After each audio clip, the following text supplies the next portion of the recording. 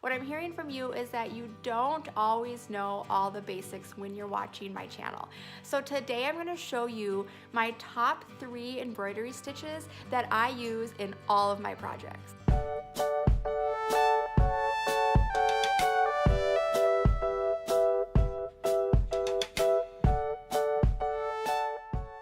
Hi, I'm Ash, and I am the mostly wine-inspired DIY blogger behind the blog Aloe Plum. Today I'm here to show you my top 3 basic embroidery stitches. Hopefully you are watching me here on this channel regularly, so you already know that I love to embroider and I love to do embroidery projects.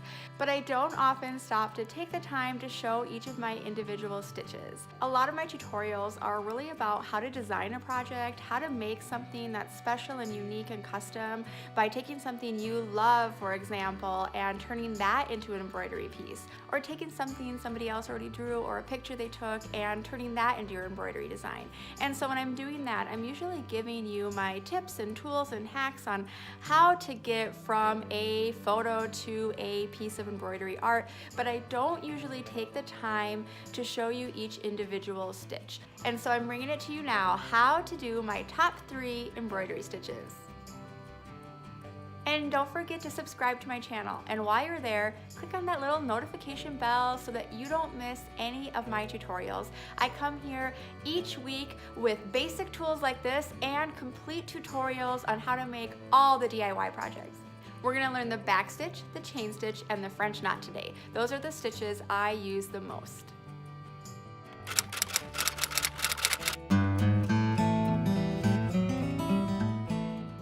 I can show you each of these stitches on this dandelion puffball. This is from one of my favorite embroidery books. Check it out. I'm going to be using DMC 563 for the stem and the leaves and DMC 800 for the puffball. I don't need the entire weight of the embroidery floss for my backstitch, so I'm going to separate 4 strands out of my 6 strands of embroidery floss. To do a backstitch, bring your needle up through your fabric and then go back down the fabric at whatever stitch length you want. I find that I generally prefer shorter stitches to longer stitches, but that's up to you. Now, coming from the back of your fabric, you will bring your needle back up another stitch length away. And then you come back to where your last stitch ended, hence the back stitch. I really like the backstitch because it is quick and easy, and the way you are guided by your prior needle hole gives it a really nice clean look. This is a great stitch for outlining anything, and it's the predominant stitch I used in this embroidered pillow that I made based off of one of my husband's drawings from architecture school. If you haven't yet, go check that tutorial out too. And filming these details is not my forte, so here's one more view. Come up through your fabric and then you go back to the last needle hole and back down.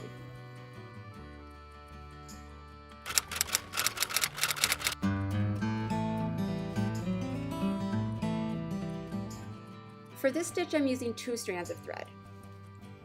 For the chain stitch, you're going to come up through your fabric, and then you're going to go back down in that same hole. Don't pull your thread all the way through. You're going to need this loop of thread to create the chain. Now come back up through your fabric and catch that loop of thread and pull through. You see it creates a nice chain. Now again, you're going to put your needle back through that same hole you just came up in. Don't pull your thread all the way through. Back up through your fabric, a stitch length later, grabbing the loop as you come. The chain stitch is a perfect stitch for filling in spaces, as you can see on the leaf below this. It's what I use to fill in all the umbrellas on the embroidered pillow I made. I am far from mastering the chain stitch. Some people have beautiful chain stitches that look exactly the same in every stitch. But the best part about this is that even when you're not really good at it, like here, I think it still looks great in the end.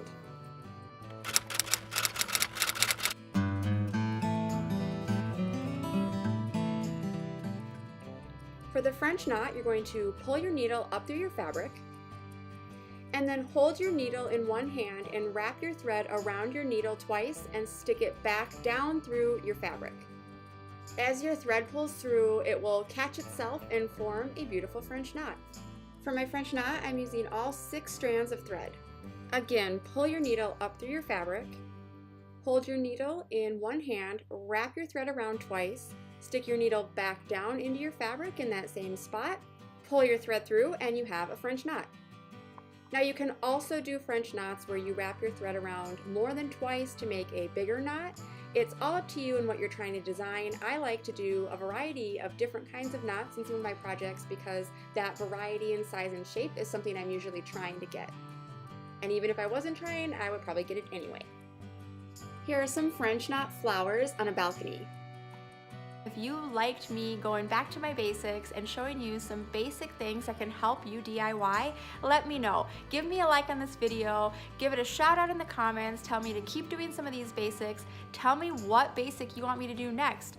I want you to be able to DIY anything you want, and I want to be the one that shows you how. One more thing before you go, I know you're ready to get embroidering, but don't forget to check out my website, Aloe Plum. It is a great resource for you to go to anytime you're looking for information. You want to know what kind of thread I use, what the stitch was on a certain piece, how I sewed something together. That's your place to find it. See you next time. Bye.